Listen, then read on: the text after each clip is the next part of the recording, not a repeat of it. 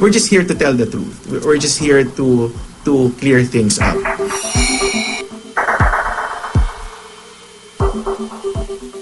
Matapos maging sentro ng atensyon dahil sa pagkakaugnay niya sa Pangulo ng Bansa, nasasangkot naman sa panibagong intriga ang radio and TV personality na si Grace Lee. Ang Korean host ang sinisisi sa pagkakasibak sa pinagtatrabahuhan nilang FM station ng radio jock at dating Survivor Philippines castaway na si Angelica Shmaine Cruz na mas kilala sa screen name na Angelicopter. Kasi nung mga bandang December pa yun, nagkaroon kami ng hindi pagkakaunawaan ni Grace Lee over a certain episode na nagkaroon kami na nag-overlap yung mga guesting, medyo nagkagulo. Hindi na gusto ni Grace yung outcome ko para na-handle yung guestings and naintindihan ko kung bakit siya disappointed. Inutusan umano siya ng management ng radyo na ayusin ang gusot sa pagitan nila ng Koreana. Gayunman, mismong si Grace na raw ang tila ayaw makipagbati sa kanya. So, tinanggal niya ako sa Facebook niya, tinanggal niya ako sa Twitter niya, tinanggal niya ako sa BlackBerry messaging niya. Talagang kinuklose niya yung doors for communication. So, nagbitaw siya ng mga salita na hindi siya magtatrabaho kung ako ang katrabaho niya. Verbatim, she said, she'll quit if I go to work. Naniniwala si Angelicopter na ito ang dahilan kung bakit sinibak siya ng management ng radio station. It's definitely not true. It's not because of Grace Lee.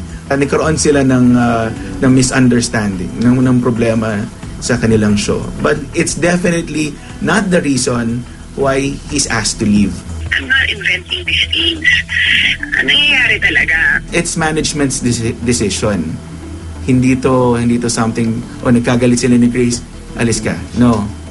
It's mga piled up things na we've been dealing na hindi pa na-address. In terms naman sa trabaho ko or sa skills ko, I try my best. I try na makisama, I try to be friendly. Hindi rin naman kami magiging close ni Grace kung masama akong tao. Nananatiling tikom ang bibig ni Grace sa kontrobersya. Ngunit ipinagtanggol siya ng kanyang manager na si Arnold Vegafria. I cannot understand why after 2 months saka siya lalabas ng ganitong mga allegations niya kay Grace. Prerogative ng station manager yan or ng owner ng Magic 89.9 kung what will be their punishment or sa mga DJs nila or sa mga people working in their station. So, walang control si Grace about that. Hindi naman maiwasang madawit sa issue ang rumored boyfriend ni Grace na si Pangulong Aquino. She's a strong woman. Malakas ang personality niya. Sa kanya, enhanced pa ng ngayong extra popularity or status.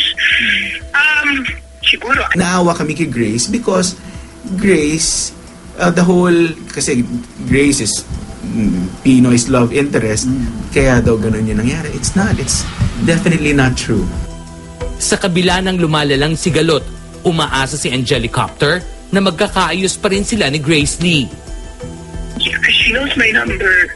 She can, if she wants to talk to me, sana hindi mangyari sa'yo yung mangyari sa akin.